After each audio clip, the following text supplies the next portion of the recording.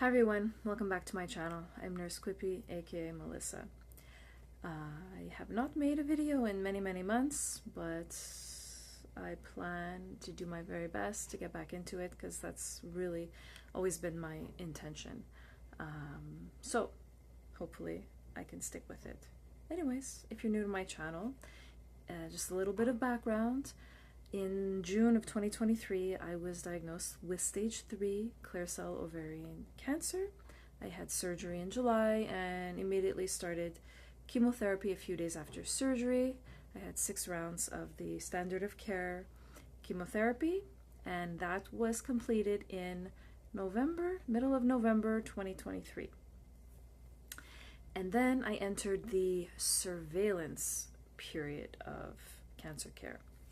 What is that? Well, to surveil, to monitor, right? What does the monitoring entail? Well, that brings us to the topic of this video. You can tell by the title, Scanxiety. Scanxiety. Now, if you were to look into the typical Webster's dictionary or something, you will not find the definition or the word in there, but I assure you it is 1000% real and accepted as something that exists in the medical and psychological world, whatever, and most certainly felt across the world by millions of individuals that have been diagnosed. When we think of Scanxiety, we might think automatically, our minds might go to people diagnosed with cancer, but the reality is that I'm sure Scanxiety is felt by many people that have other conditions, other serious medical conditions that warrant frequent scans. So what is it? Well, you take the two words, scan and anxiety, and you bring them together and you get the wonderfully horrible phenomenon known as Scanxiety. Essentially, what it is anxiety that is felt before, leading up to, during, and after a scan. Scans typically include a CAT scan, an MRI, a PET scan, etc. These types of scans alternating, or maybe you just have, one type of scans. I get CAT scans every 4 to 5 months. So that's been my life since ending treatment in November of 2023. I've had scans every 4 to 5 months. So I don't know how many I've had up until this point, but I've had probably, 5, 6, 7, whatever. And the Scanxiety is this horrible psychological, physical, emotional, just feeling that comes with an impending scan, right? Usually a week or two average leading up to the scan. You might start to think about it more and more and be like, oh yeah, I have that scan in 2 weeks. Oh, is this new pain? Oh, what is that new pain? Did I have that pain before? I think I had that pain before. I think I wrote it down. I think I texted it to my friend that I had that pain. Let me go into that chat and search that specific word. Did I tell my friend about that? Did I tell this person? Oh, I think I wrote it down. This is just, an example of what somebody might experience.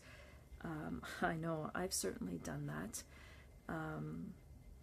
So even just knowing that a scan could be coming could actually bring forth physical discomfort that might not otherwise be there if the scan wasn't around the corner. And then, of course, the day or two before, you might have more physical symptoms. At least I did. Just this pit in your stomach, this nausea that won't go away. Maybe some palpitations, just, really thinking about it, having it consume, your every waking thought. And then during the scan, you might actually feel kind of like a little bit of PTSD, from that one scan that found it all, right? Your mind might take you back to that day, what you were wearing, what you had for lunch, or maybe it's all a blank. Maybe you've, tucked away in the back of your mind, and maybe that's better. And then, of course, after the scan, right, comes the waiting period for the results.